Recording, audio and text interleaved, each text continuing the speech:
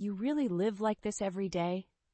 Kira's words sliced through the silence, dripping with disdain as her eyes wandered around our modest living room. It was a seemingly innocent question, but it struck a nerve, a familiar chord that had been playing on repeat ever since my sister-in-law decided to grace us with her near-constant presence. "What do you mean?" I asked, unable to mask the sharpness in my tone. The refrain of Kira's disapproval had become a tiresome accompaniment to our otherwise quiet and fulfilling life. "Oh, you know," she waved a hand dismissively, "this whole minimalist thing you've got going on." Her lips curled into a smirk as she plopped down on our worn but comfortable sofa, making herself at home once again, uninvited. I opened my mouth to respond, but Eli cut me off with a gentle hand on my arm. "Kira, we like our home just the way it is," he said in a placating tone as if trying to soothe a wild animal. "It suits our needs perfectly." I bit back the retort that hovered on my tongue, swallowing the bitter words that would only escalate the situation. Eli meant well, but his refusal to confront Kira's entitled and invasive behavior only fueled my resentment. "If you say so," Kira shrugged, reaching for the remote control. "Hey, did you guys get that new cable package? I want to see if they have that home improvement show I was telling you about." Without waiting for a response, she flicked through the channels, her eyes glued to the screen, as if she owned the place. Meanwhile, Eli cast a helpless glance in my direction, silently pleading for me to maintain the peace. But this was our home, our sanctuary, a place where we had planned to welcome our first child into the world, and Kira's constant disruptions were slowly eroding the joy and anticipation that should have filled these moments. I took a deep breath, trying to rein in the storm brewing within me. Confrontation would only breed more chaos, and I couldn't afford to let Kira's negative energy taint the precious time I had left before our baby arrived. So I plastered a smile on my face and excused myself, retreating to the bedroom, where I could escape the suffocating weight of her presence. But as I closed the door behind me, I couldn't shake the feeling that Kira's intrusions were just the beginning, and that far more turbulent times lay ahead. Kira's visits became increasingly frequent, coinciding with every significant milestone in my pregnancy. As my belly swelled with life, her presence seemed to suffocate the joy that should have surrounded this miraculous time. "Oh, good, you're here," Kira exclaimed one afternoon as she barged through the front door, her usual greeting devoid of any genuine warmth. I was worried I'd missed the big event. "Kira, what are you talking about?" I asked, confusion mingling with the all-too-familiar dread that knotted my stomach whenever she appeared unannounced. "The baby shower, of course." She rolled her eyes as if I were being deliberately obtuse. "I assumed you'd be having one, you know, to celebrate and get all the essentials for the little bundle of joy." I stared at her, dumbfounded. "We're not having a baby shower. Eli and I decided we'd rather keep things low-key and intimate." "Low-key?" Kira scoffed, tossing her designer handbag onto the couch. "How utterly boring. You need to embrace the excitement, Mara. This is a momentous occasion, and you're acting like it's just another day at the office." Before I could respond, Eli emerged from the bedroom, his hair tousled from an afternoon nap. "Kira, what a nice surprise," he said, his voice tinged with a weariness that told me he found her visits just as draining as I did. "Eli, can you believe your wife isn't having a baby shower?" Kira demanded, rounding on him with her hands planted firmly on her hips. "It's like she's just going through the motions instead of celebrating this incredible journey." I opened my mouth to defend myself, but Eli beat me to it. "Mara and I discussed it, and we're happy with our decision," he said, trying to placate his sister as he so often did. "This is our first child, and we want to keep things simple." Kira scoffed again, her disdain palpable. "Simple? You two have never done anything but live a simple life. It's no wonder you're so woefully unprepared." Her words stung, hitting a nerve that had been fraying for far too long. I turned to Eli, hoping he would finally take a stand and defend our choices, our lifestyle, me. But he simply shrugged, his eyes pleading with me to let it go. The bitter taste of disappointment coated my tongue as I swallowed my frustration. Once again, I found myself alone in navigating Kira's intrusive and entitled behavior, with Eli's passive acquiescence only enabling her further. As Kira prattled on about the lavish event she would have planned, had she been in charge, I felt a wall solidifying between Eli and me, a barrier constructed brick by brick with each dismissal of my concerns and each failure to confront his sister's disrespect. And in that moment, I knew our quiet, fulfilling life would never be the same. Morning sickness had become a cruel companion, sapping my energy and leaving me nauseous and drained. As I lay curled up on the couch, trying to find solace in the quiet stillness of the house, the shrill sound of the doorbell shattered the fragile peace. "I'll get it," Eli called from the kitchen, his voice already tinged with resignation. I knew that tone. It meant only one thing. Kira had arrived unannounced yet again. "Mara?" Eli's voice rang out, confirming my suspicions. "Kira is here." I groaned inwardly, bracing myself for the impending tornado that was about to rip through our home. "Just tell her I'm not feeling well," I called back, hoping against hope that, for once, Kira might show a shred of consideration, but my plea was met with silence, followed by the unmistakable sound of Kira's voice, grating and intrusive as ever. "Mara, are you still wallowing on that couch?" she chided as she swept into the living room, her presence instantly suffocating. "You're not even trying to hide the fact that you're a miserable lump these days." I bit back the angry retort that rose in my throat, knowing it would only escalate the situation. Instead, I turned my face away, unable to bear the sight of her smug expression.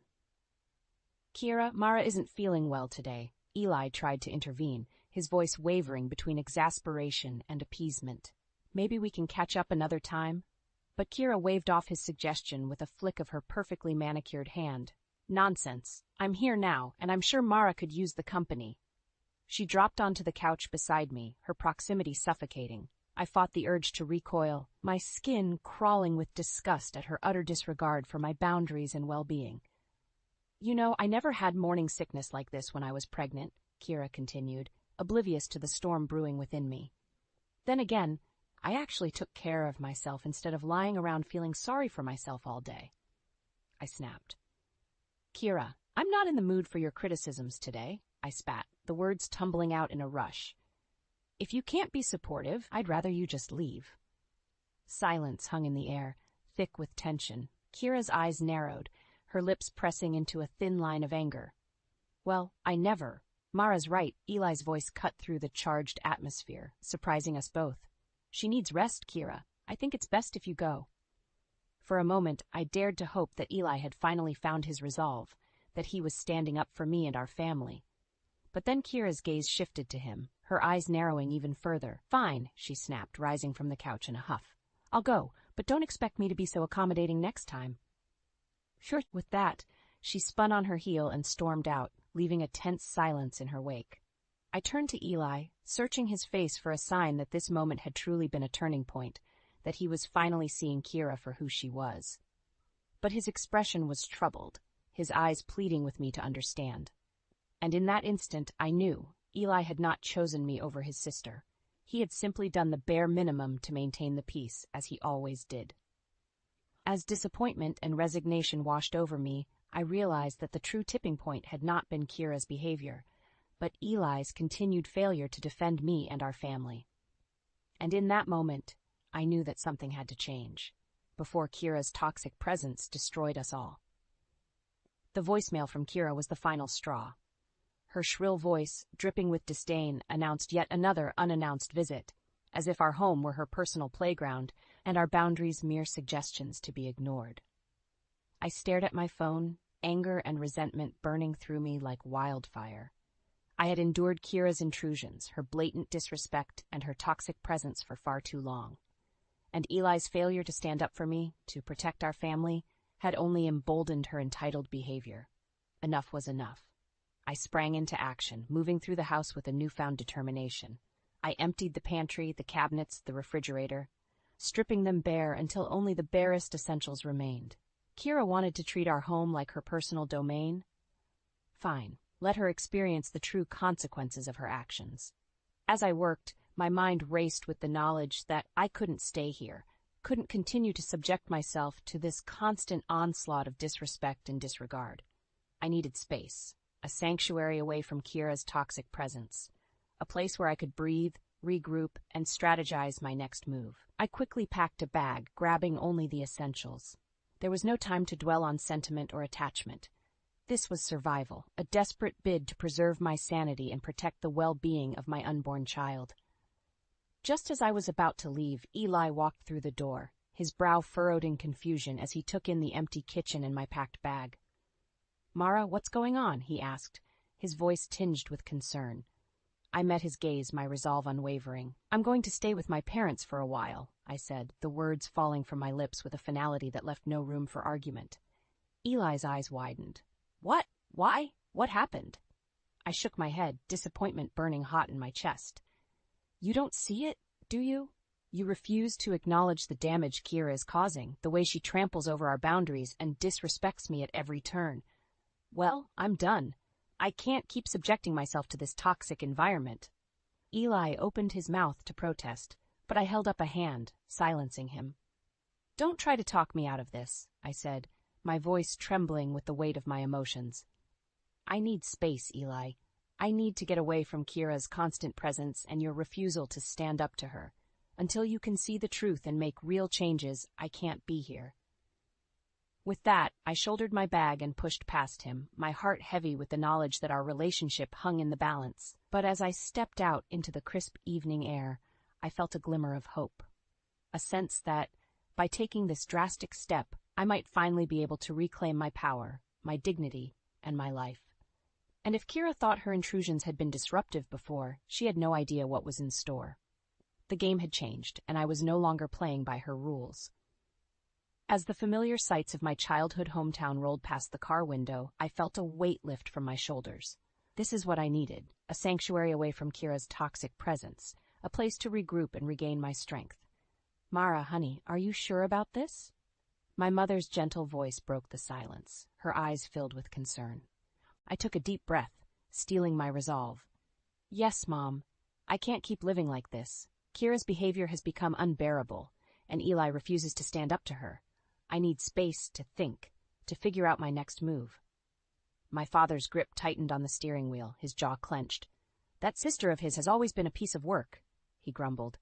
"I never understood why Eli couldn't see her for who she really is." "It's like she has him under some kind of spell," I sighed. "No matter how much she disrespects me or tramples our boundaries, he just lets it happen, as if keeping the peace with her is more important than protecting his own family." The disappointment in my voice was palpable, and my mother reached across the console to give my hand a comforting squeeze. "Well, you did the right thing by getting away," she said firmly. "Let Eli deal with the consequences of his sister's behavior for a change. Maybe then he'll finally see the light." As we pulled up to my parents' cozy bungalow, a small flicker of hope ignited within me. Maybe this was exactly what Eli needed, a wake-up call, a taste of the chaos and strain that Kira had inflicted upon our lives for far too long. Without me there to act as a buffer, to absorb the brunt of her demands and disrespect, Eli would be forced to confront the full weight of Kira's entitled nature. And perhaps, just perhaps, that experience would finally open his eyes. "Come on, let's get you settled," my dad said, breaking me from my thoughts. "We've got your old room all ready for you." As I stepped into the house, the familiar scents and sounds enveloped me like a warm embrace. This is what I needed, a safe haven, a place to gather my strength and formulate a plan. Because I couldn't stay away forever. Sooner or later, I would have to return and face the consequences of my actions. But when I did, I would be ready to draw a line in the sand, to demand the respect and boundaries that Kira had so blatantly disregarded. And this time, I wouldn't be alone. Eli would have no choice but to see the truth, to acknowledge the damage his sister had wrought upon our family. And if he refused to make the necessary changes, to stand by my side and protect our little family, then I would have to make a choice, one that I had never imagined possible. But for now, I pushed those weighty thoughts aside, allowing myself to bask in the warmth and security of my childhood home. Tomorrow would bring its own challenges, but tonight, I would rest, fortifying myself for the battles that lay ahead.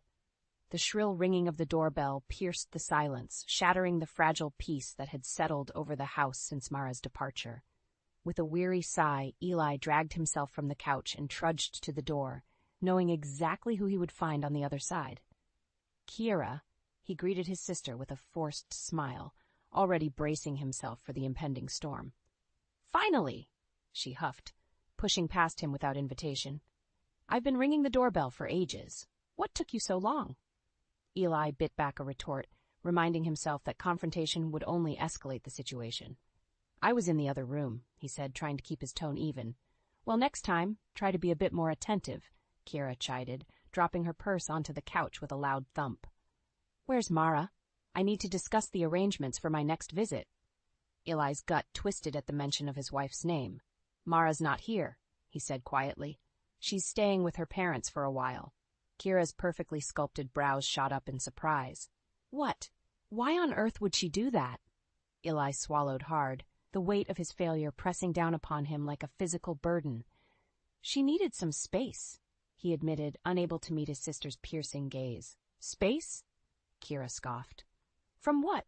Her perfect little life? She's just being dramatic as usual." Eli clenched his jaw, her words reigniting the embers of resentment that had been smoldering within him since Mara's departure. "She needed space from you, Kira," he blurted out, the truth tumbling from his lips before he could stop it. Silence hung in the air, thick with tension. Kira's eyes narrowed, her lips pressing into a thin line of anger. "Excuse me?" Eli took a deep breath, steeling his resolve. "Mara couldn't handle your constant intrusions anymore. Your disrespect for her boundaries, your complete lack of consideration, it became too much." Kira's face flushed with indignation. "How dare you speak to me like that? I'm family, Eli. I have every right to be here, to be involved in your lives." Eli shook his head, anger and frustration bubbling up within him. "No, Kira, you don't. Not when you treat our home like your personal playground. Not when you trample over Mara's wishes and make her feel disrespected in her own house." Kira opened her mouth to protest, but Eli held up a hand, silencing her. "You've been nothing but a hindrance, Kira, a constant source of stress and chaos, and I've been too blind to see it." As the words tumbled out, Eli felt a weight lifting from his shoulders, a burden he hadn't even realized he'd been carrying. Confronting Kira, standing up to her entitled behavior, it was long overdue. "Well, if that's how you feel, then maybe I won't come around as often," Kira snapped, grabbing her purse and storming towards the door. Eli watched her go, a strange sense of relief washing over him. For the first time in a long time, he felt as though he could breathe, as though the suffocating weight of Kira's presence had finally been lifted. But as the silence settled over the house once more, a new realization began to dawn on him. Mara had been right all along. She had seen the truth, had tried to make him understand the damage Kira was causing. And he had failed her, time and time again, choosing to maintain the peace rather than protect his own family. As the full weight of his negligence crashed over him, Eli felt a surge of determination. He couldn't undo the past, but he could make amends. He could prove to Mara that he was finally ready to stand by her side, to fight for their family and the life they deserved. With renewed purpose, Eli began to assess the chaos that Kira had left in her wake. The empty fridge, the cluttered living room, the trail of demands and complaints, it was a harsh reality check, a glimpse into the daily struggles that Mara had endured for far too long. As he worked to restore order to their home, Eli's resolve grew stronger with each passing minute. He would not fail Mara again. He would show her, through his actions and his unwavering support, that he was ready to be the partner she deserved. And when she finally returned, he would make things right, no matter what it took. The sound of a car pulling into the driveway jolted me from my thoughts. I peered through the living room window, my heart leaping into my throat as I recognized my parents' familiar sedan. The moment of truth had arrived. I steeled myself, taking a deep breath as the front door swung open. Mara stepped inside, her eyes immediately finding mine. For a moment, we simply stared at one another, the weight of all that had transpired hanging heavy in the air. "Mara," I began, my voice thick with emotion, "I'm so sorry." She blinked, surprise flickering across her features. "Sorry? For what exactly?" I ran a hand through my hair, struggling to find the right words.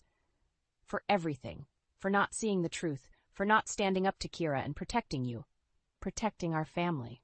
Mara's expression hardened, her jaw clenching. It's a little late for apologies, Eli. I begged you to intervene, to put an end to Kira's disrespect and entitlement, but you just let it happen, over and over again. Her words stung, but I knew I deserved them. You're right. I was blind and I failed you in the worst way. But I promise you, Mara, my eyes are open now. I finally see the damage Kira was causing, the stress and chaos she inflicted upon us. Oh, really? Mara's voice dripped with skepticism. And what exactly opened your eyes? I took a deep breath, knowing that the truth would be difficult to hear. After you left, Kira came over, as belligerent and entitled as ever. She couldn't understand why you needed space, why you felt the need to get away from her constant intrusions. Mara's eyes widened, and I pressed on, determined to lay everything bare. I couldn't hold back any longer. I confronted her, told her the truth about how she had trampled over your boundaries and made you feel disrespected in your own home. You stood up to Kira? Mara's voice was laced with disbelief. I nodded, a sense of shame washing over me. I know, I should have done it sooner, but better late than never, right? Mara shook her head slowly, her expression unreadable. And what did Kira say? How did she react? I grimaced at the memory. She was furious, of course. Couldn't handle the truth. She stormed out, said she wouldn't be coming around as much. Mara's lips curved into a humorless smile. So she threw a tantrum and left, as usual. And you think that's enough? That standing up to her once, after years of enabling her behavior, is going to make everything better? Her words stung, but I knew she was right. No, of course not. I know I have a lot of work to do, a lot of trust to rebuild. But I'm ready, Mara. I'm ready to be the partner you deserve, to fight for our family and put you first. Silence hung in the air, thick with tension. Mara's gaze searched mine, her eyes glimmering with a mixture of hope and wariness. I want to believe you, Eli, I really do, but words aren't enough anymore. You have to prove it to me through your actions and your unwavering support. I nodded, my resolve hardening. I know, and I will, Mara. I promise you, I will do whatever it takes to make things right between us. Mara's expression softened, just a fraction. We'll see, she said, her voice laced with a cautious optimism. But for now, I think it's best if I stay with my parents for a little while longer. It wasn't the outcome I had hoped for, but I knew I had no one to blame but myself. I had allowed this rift to form, had failed to protect my wife and our family. And now I would have to work twice as hard to bridge that divide, to prove that I was ready to be the partner she deserved. As Mara turned and headed back towards her parents' car, I watched her go, a newfound determination burning within me. This was my chance to make things right, to show her that I had truly learned from my mistakes, and I would not squander it. Not this time. The moving truck rumbled down the quiet street, its presence a stark contrast to the tranquil neighborhood. As it pulled up to our new home, a sense of excitement and trepidation washed over me. This was it, the fresh start we had both been craving. You ready? Eli asked, giving my hand a gentle squeeze. I took a deep breath, nodding slowly. As I'll ever be. We had been through so much, our relationship hanging by a thread after Kira's relentless intrusions. But Eli had proven himself, time and time again, standing firm against his sister's entitled demands and prioritizing our family above all else. It hadn't been easy. There were still moments of doubt, flashes of resentment that threatened to reignite the flames of our past conflicts. But we had worked through them, our communication stronger than ever. And now, as we prepared to embark on this new chapter, I couldn't help but feel a sense of optimism. The movers began unloading our belongings, and Eli and I set to work, directing them through the unfamiliar rooms. As we bustled about, a familiar figure appeared on the sidewalk, her stilettos clicking against the pavement. Well, what do we have here? Kira's voice rang out, as grating as ever. I tensed, bracing myself for another confrontation. But before I could respond, Eli stepped forward, his jaw set with determination. Kira, what are you doing here? He demanded, his tone brooking no argument. She scoffed, tossing her perfectly coiffed hair over her shoulder. What do you mean? What am I doing here? I'm family, remember? I have every right to know what's going on in your lives. Eli shook his head, his stance unwavering. Not anymore, Kira. We've moved, and we're not giving you the new address. Kira's eyes widened in disbelief. What? You can't be serious. I am, Eli said firmly. We're drawing a line, Kira. After everything you put Mara through, the constant disrespect and entitlement, we're not letting you back into our lives. Kira's face flushed with anger, her perfectly sculpted features contorting into a mask of fury. How dare you? After everything I've done for you, you're just going to cut me out like this? You did this to yourself, Kira, I chimed in, my voice steady and resolute. We gave you chance after chance to treat us with respect, to honor our boundaries, but you refused, time and time again, and now you have to face the consequences. Kira's eyes narrowed, her lips pressing into a thin line. Fine, she spat. If that's how you want to play it, then good riddance. You'll be sorry when you realize how much you need me. With that, she spun on her heel and stalked away, her heels striking the pavement with an angry rhythm. As we watched her retreating figure, a sense of relief washed over me. We had finally reclaimed our power, our dignity, our lives. Eli pulled me into a tight embrace, his touch warm and comforting. We did it, he murmured into my hair.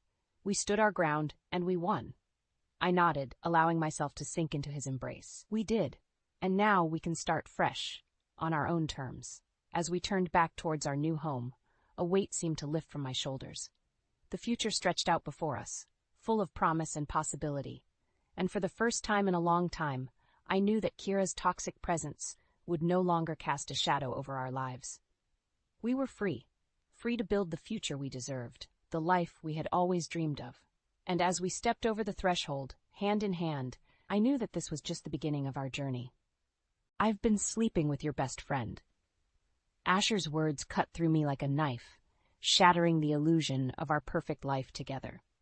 I stare at him, my heart pounding in my chest as the weight of his confession settles over me.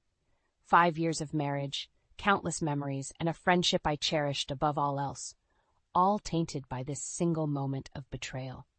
Natalie, my closest confidant, the person I trusted with my deepest secrets, had been lying to me for God knows how long. Asher's face is a mask of cold indifference as he watches me process his words. I want a divorce, Evelyn. It's over. Anger, hot and fierce, surges through my veins. How could you do this to me, to us? We had a life together, Asher. We had plans, dreams. He scoffs, shaking his head.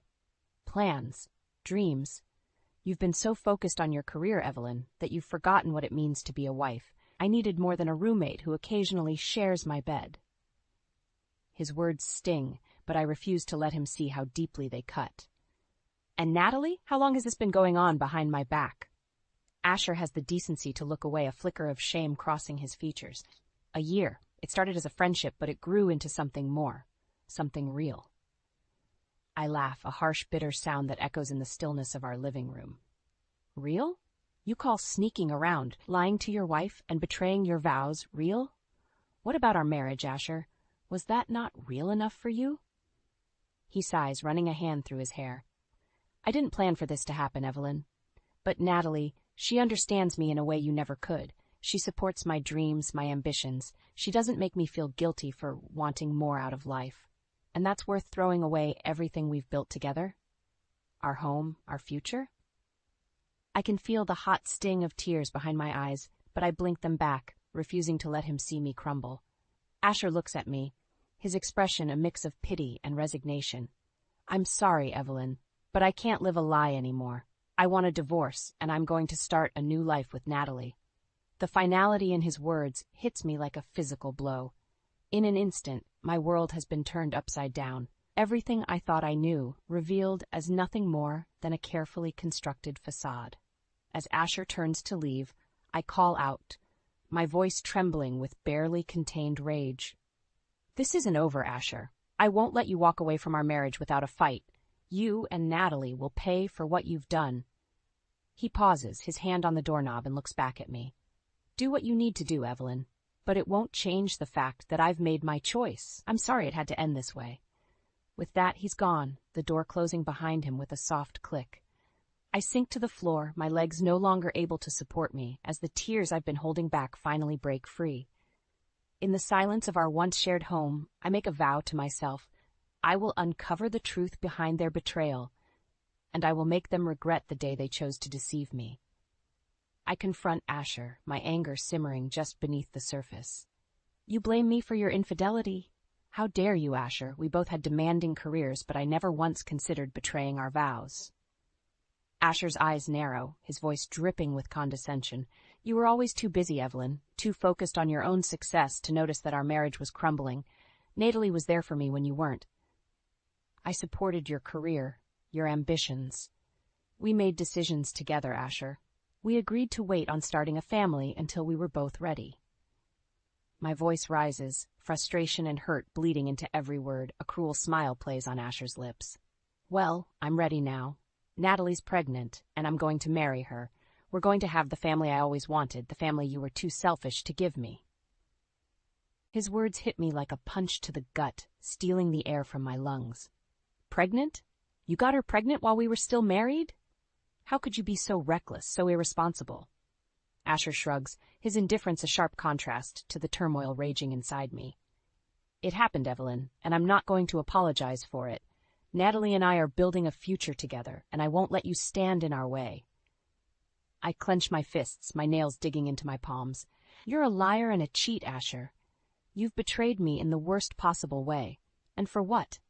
A woman who was willing to sleep with her best friend's husband? What kind of future can you possibly hope to build on a foundation of deceit? He steps closer, his eyes cold and unfeeling. The kind of future I deserve, Evelyn. One where I'm not constantly being held back by a wife who can't see beyond her own ambitions. Natalie understands me, supports me in ways you never could. And you think that justifies your actions? You think that gives you the right to destroy our marriage, to shatter the trust I placed in you? My voice cracks, the weight of his betrayal threatening to crush me. Asher's face hardens, his words laced with venom. I'm done living a lie, Evelyn. I'm done pretending to be happy in a marriage that's been dead for years. You can have your divorce, but don't expect me to go down without a fight. I'll make sure you regret ever trying to stand in the way of my happiness. Happiness? I laugh, a bitter, broken sound. You think you'll find happiness with a woman who betrays her best friend? You're delusional, Asher, and I promise you this. I will uncover every lie, every secret, every dirty little detail of your affair. I'll make sure the world sees you for the monster you really are. He smirks, unfazed by my threats. Do your worst, Evelyn. But remember, I'm not the only one with secrets. You're not as perfect as you'd like everyone to believe. With that, he turns and walks away, leaving me standing alone in the ruins of our once happy life. I watch him go, my heart hardening with each step he takes. I will not let him win. I will not let him destroy me. I will fight back with every ounce of strength I possess, and I will make sure he pays for his betrayal. As I stand there, the pieces of my shattered world littering the ground at my feet, I make a silent vow to myself. I will uncover the truth, no matter the cost. I will expose Asher and Natalie for the liars they are, and I will rebuild my life on my own terms. The price of their deception will be high, and I will make sure they pay it in full. I sit across from the private investigator, his face a mask of professional detachment, as he slides a manila envelope across the table. This is what I've managed to uncover so far, Mrs. Callahan. It seems your husband has been quite generous with his mistress. I open the envelope with trembling hands, my eyes widening as I flip through the photographs and financial statements. Asher, my loving husband, had been funneling money into Natalie's bank account for months, paying for her rent, her art supplies, her lavish lifestyle. How long has this been going on? I ask, my voice barely above a whisper. The investigator leans back in his chair, his eyes filled with a mixture of pity and understanding. From what I can tell, the payment started about 6 months ago, right around the time your husband started spending more late nights at the office. I nod, the pieces of the puzzle falling into place. Asher's sudden distance, his increasingly cold demeanor, all signs I had foolishly ignored in my desire to believe in the sanctity of our marriage. Thank you, I say, sliding the envelope back across the table. I appreciate your discretion in this matter. He nods, rising from his seat. Of course, Mrs. Callahan. If there's anything else I can do to assist you, please don't hesitate to call. I leave the investigator's office, my mind reeling with the evidence of Asher's betrayal. But I know confronting him directly will only lead to more lies, more denials. No, I need to go straight to the source. I need to speak with Natalie. I find her at her studio, her once vibrant paintings now twisted and dark, reflecting the turmoil of her own guilty conscience. She looks up as I enter, her eyes widening in surprise and fear. "Evelyn, what are you doing here?" she asks, her voice trembling. I hold up the envelope, my eyes hard and unforgiving. "I know about the money, Natalie. I know Asher's been supporting you, paying for your life while he was still married to me." She pales, her hands twisting nervously in front of her. I can't explain, Evelyn. It's not what you think." "Really?" I laugh, a harsh, bitter sound, because it looks like my husband has been having an affair with my best friend, all while lying to my face and pretending to be the perfect devoted spouse. Natalie's eyes fill with tears, her voice breaking as she speaks. "He promised me, Evelyn. He said he was going to leave you, that we were going to start a life together. He said he loved me." I shake my head, my heart hardening with each word she speaks. "And you believed him? You thought he would actually leave his wife, his successful career, for a struggling artist who can't even support herself?" She flinches at my words, her shoulders sagging in defeat. "I know it was wrong, Evelyn. I never meant to hurt you. But Asher, he made me feel special, wanted. He said he needed me in ways you could never understand." "Needed you?" I scoff, my anger rising with each passing moment. "He needed a mistress, Natalie, someone to stroke his ego and make him feel like a man. But he never intended to leave me. He never intended to start a family with you." Her eyes widen, her hand instinctively going to her stomach. "But the baby. He said he wanted this child, that we were going to be a family." I laugh, a sound devoid of any humor. "Asher doesn't want children, Natalie. He made that clear to me from the start. He only wants what he can't have, and once he gets it, he loses interest. You're nothing more than a conquest to him, a way to prove his own virility." She crumples then, her sobs echoing off the walls of the studio. I watch her, feeling a twisted sense of satisfaction in her pain. She brought this upon herself, and now she must face the consequences. "I hope it was worth it, Natalie," I say, my voice cold and unfeeling. "I hope the price of your betrayal was worth the momentary thrill of being Asher's mistress. Because now, you'll have to live with the knowledge that you destroyed our friendship, our trust, for a man who never truly loved you." With that, I turn and walk away, leaving her to drown in her own tears and regrets. I have the evidence I need, the proof of Asher's lies and deceit, and I will use it to make sure he pays for every moment of pain he has caused me. I step into the sleek, modern office of Liam Hastings, the renowned divorce attorney known for his ruthless tactics and unparalleled success rate. He rises from behind his desk, his hand outstretched in greeting. "Mrs. Callahan, a pleasure to meet you," he says, his voice smooth and confident. "I've heard great things about your work as a lawyer. It's a shame we're meeting under such unfortunate circumstances." I take his hand, my grip firm and unyielding. "Please, call me Evelyn, and thank you for agreeing to take on my case. I need someone who isn't afraid to play hardball." Liam smiles, a glint of something dangerous in his eyes. "I assure you, Evelyn, I'm not in the business of playing nice. When my clients come to me, they expect results, and I deliver." We sit and I slide the manila envelope across his desk. This is what my private investigator uncovered. Proof of my husband's infidelity and financial support of his mistress. Liam flips through the documents, his brow furrowed in concentration. "This is good, Evelyn. Very good. With this evidence, we can paint a picture of a man who not only betrayed his marriage vows, but also his financial responsibilities." I nod, my heart racing with the thrill of impending revenge. "There's more. I've uncovered evidence that Asher has been embezzling funds from our joint accounts, funneling the money into Natalie's bank account." Liam's eyes widen, a slow smile spreading across his face. "Embezzlement? Oh, this is going to be fun. We'll nail him to the wall, Evelyn. He won't know what hit him." We spend the next few hours poring over the evidence, strategizing our next moves. Liam is brilliant, his mind working in ways I never could have imagined. He sees angles I never considered, finds loopholes and technicalities that will work in our favor. As we work, I find myself drawn to him, to his intensity and his passion for justice. He understands the pain of betrayal, the anger that comes with being wronged by someone you trusted, and in that understanding I find a kindred spirit. "You know, Evelyn," he says, leaning back in his chair, I've seen a lot of cases like yours over the years. Spouses who cheat, who lie, who think they can get away with anything. But you're different. You're a fighter. You're not going to let him win. I smile, feeling a warmth spread through my chest at his words.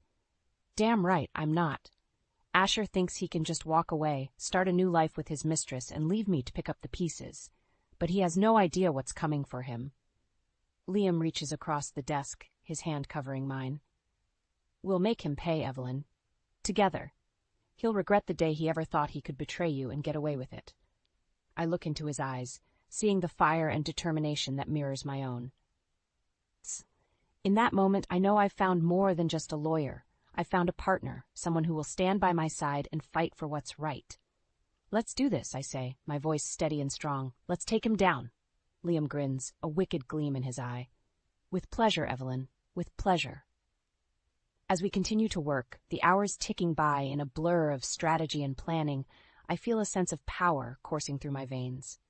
Asher thought he could break me, thought he could shatter my world and leave me helpless. But he underestimated me. He underestimated the depths of my rage, the strength of my resolve. And now, with Liam by my side, I will make him pay for every lie, every betrayal, every moment of pain he has inflicted upon me. The price of his deception will be high, and I will collect every penny. I stand before Asher, my eyes blazing with the fury of 1,000 suns. In my hands, I clutch the evidence of his deceit. It's the proof of his betrayal. He looks at me, his face a mask of arrogance and disdain. What do you want, Evelyn? He sneers, his voice dripping with contempt. I thought I made myself clear. We're done. I'm starting a new life with Natalie. I laugh, a cold, mirthless sound that echoes through the room. Oh, you're done, all right, Asher, but not in the way you think. I toss the papers onto the table between us, watching as his eyes widen in recognition. You thought you could hide your lies, your embezzlement, your sordid little affair, but you were wrong. I have proof of everything, Asher, every penny you stole, every promise you broke. He reaches for the papers, his hands trembling. This is nonsense, Evelyn. You can't prove anything. Can't I? I smirk, reveling in his discomfort. I have bank statements, credit card receipts, emails, and text messages. I have a private investigator who has been tracking your every move, and I have a team of lawyers who are ready to take you down. Asher's face pales, his bravado crumbling before my eyes. What do you want, Evelyn? Money? The house? I'll give you whatever you want, just don't do this. I lean forward, my eyes locked on his. What I want, Asher, is justice. I want you to pay for what you've done, for the pain you've caused. I want you to suffer, just like I have suffered. He shakes his head, his voice desperate. Please, Evelyn, think about what you're doing. Think about our marriage, our life together. Our marriage? I scoff, my anger rising with each passing second. You destroyed our marriage the moment you decided to stick your dick in my best friend. You threw away our life together the moment you chose her over me. Asher's eyes narrow, his voice growing cold. You're making a mistake, Evelyn. If you go through with this, I'll make sure you regret it. I'll drag your name through the mud. I'll make sure everyone knows what a vindictive bitch you really are. I laugh, a sound full of bitter triumph. Go ahead, Asher. Do your worst. But know this.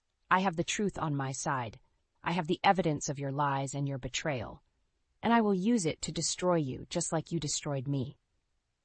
He stares at me, his eyes full of hatred and fear. You'll never win, Evelyn. I'll fight you every step of the way. I smile, a cold, cruel twist of my lips. Bring it on, Asher. I'm ready for war. With that, I turn and walk away, my head held high. I feel a sense of power coursing through my veins, a sense of purpose that I haven't felt in years.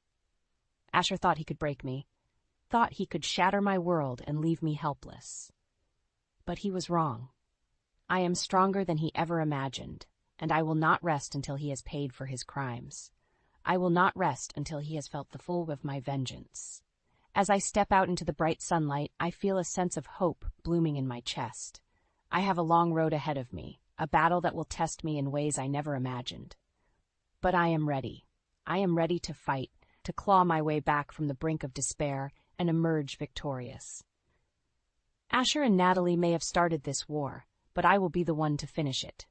And when the dust settles, they will know the true price of their deception. The shrill ring of my phone pierces the silence of my apartment. I glance at the screen, my heart skipping a beat as I see Natalie's name flashing across the display. I hesitate for a moment, wondering what fresh hell she has in store for me, before answering with a curt, "What do you want?" "Evelyn, please," she sobs, her voice thick with tears. "I need your help. The baby, she's not Asher's." I feel a rush of vindictive pleasure at her words, a sense of poetic justice that leaves me breathless. "Well, well, well," I purr, my voice dripping with malice. "It seems the tables have turned, haven't they, Natalie?" She's quiet for a moment, her sniffles the only sound on the line. "I know I don't deserve your help, Evelyn. I know what I did was unforgivable, but please, I have nowhere else to turn. Asher, he abandoned us. He said he wants nothing to do with me or the baby." I lean back in my chair, a slow smile spreading across my face. "And why should I help you, Natalie? After everything you've done, after all the pain you've caused, why should I lift a finger to help you?" "Because I have information," she whispers, her voice trembling. "Information that could help you destroy Asher. I'll tell you everything, Evelyn, every dirty secret, every lie he's ever told. Just please, help me. Help my baby." I'm silent for a long moment, weighing my options. On the one hand, the thought of helping Natalie, of showing her even an ounce of mercy, makes my stomach churn with disgust. But on the other hand, the promise of more ammunition against Asher, of more weapons to use in my war against him, is too tempting to resist. "Fine," I say, my voice cold and hard. "I'll help you, Natalie, but not for you, for your child, and in exchange you'll give me everything you have on Asher, every last scrap of dirt, every skeleton in his closet. Do we have a deal?" She's quiet for a moment, her breathing ragged. "Yes," she whispers, her voice barely audible. "We have a deal." I hang up the phone, my mind racing with the possibilities. With Natalie's testimony, with the evidence she can provide, I can bring Asher to his knees. I can make him pay for every moment of pain he's caused, every lie he's ever told. But first, I need to make sure Natalie holds up her end of the bargain. I need to make sure she's truly on my side, that she's not just using me for her own gain. I pick up the phone again, dialing Liam's number. He answers on the first ring, his voice warm and comforting. "Evelyn, what's up?" "Natalie called," I say, my voice steady and strong. "She wants my help. Says the baby isn't Asher's and he's abandoned them." Liam is quiet for a moment, his mind working through the implications. "This could be big, Evelyn. If Natalie's telling the truth, if she has evidence against Asher, it could be the final nail in his coffin." "I know," I say, my heart racing with the thrill of impending victory. "But I need to make sure she's not playing me. I need to make sure she's truly on our side." "Leave that to me," Liam says, his voice full of confidence. "I'll dig into her background, make sure she's not hiding anything, and if she is, we'll use it against her. We'll make sure she has no choice but to cooperate." I smile, feeling a rush of gratitude for Liam's unwavering support. "Thank you, Liam. I don't know what I'd do without you." "You'll never have to find out," he says, his voice soft and tender. "I'm here for you, Evelyn, always." As I hang up the phone, I feel a sense of hope blooming in my chest. With Natalie's testimony, with Liam by my side, I can finally bring Asher to justice.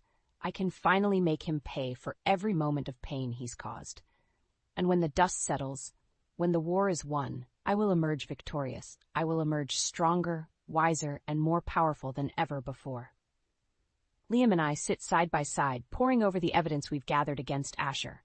Bank statements, phone records, emails, and texts, all painting a picture of a man consumed by his own greed and selfishness.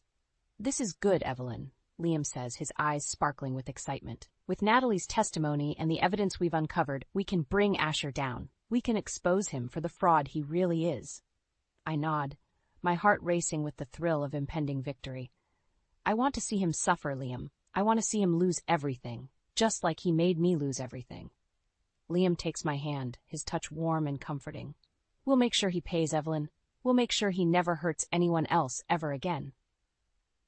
We work tirelessly, building our case against Asher. We reach out to his colleagues, his patients, anyone who might have information about his unethical behavior. And with each new piece of evidence, each new testimony, our case grows stronger. Finally, the day of reckoning arrives. We stand before the medical board, our evidence laid out in damning detail. Asher sits across from us, his face pale and drawn, his eyes filled with fear. Dr. Asher Callahan, the board chairman begins, his voice grave. The evidence against you is overwhelming. You have violated the trust of your patients, your colleagues, and your profession. You have engaged in unethical behavior, financial misconduct, and adultery. What do you have to say for yourself? Asher opens his mouth to speak, but no words come out. He looks at me, his eyes pleading for mercy, but I have none to give. You destroyed my life, Asher, I say, my voice cold and hard. You betrayed me, lied to me, and made me question everything I ever believed in. And now you will pay the price for your actions. The board deliberates for only a few minutes before reaching their decision. Dr. Asher Callahan, the chairman says, his voice ringing with finality. It is the decision of this board to revoke your medical license, effective immediately. You are hereby barred from practicing medicine in the state of New York, and your name will be added to the National Registry of Disciplined Physicians. May God have mercy on your soul. Asher crumples in his seat, his face buried in his hands. I feel a rush of triumph, a sense of vindication that leaves me breathless. I have won. I have destroyed the man who destroyed me. As we leave the hearing, Liam takes my hand, his eyes shining with pride. You did it, Evelyn. You brought him to justice. I nod, feeling a sense of peace wash over me. I couldn't have done it without you, Liam. You've been my rock through all of this. He smiles, his hand tightening around mine. I'll always be here for you, Evelyn, no matter what. We walk out into the bright sunlight, ready to face the world together. Natalie is waiting for us, her baby cradled in her arms. She looks at me, her eyes filled with gratitude. Thank you, Evelyn, she says, her voice trembling with emotion. Thank you for helping me, for giving me a second chance. I nod, feeling a sense of kinship with the woman who was once my enemy. We all deserve a second chance, Natalie, even you. As we walk away, I feel a sense of hope blooming in my chest. The past few months have been a nightmare, a hell I never thought I'd escape. But now, with Asher's downfall and Liam by my side, I know that anything is possible. I have emerged from the darkness, stronger and more powerful than ever before, and I know that whatever the future holds, I will face it with my head held high, ready to take on the world.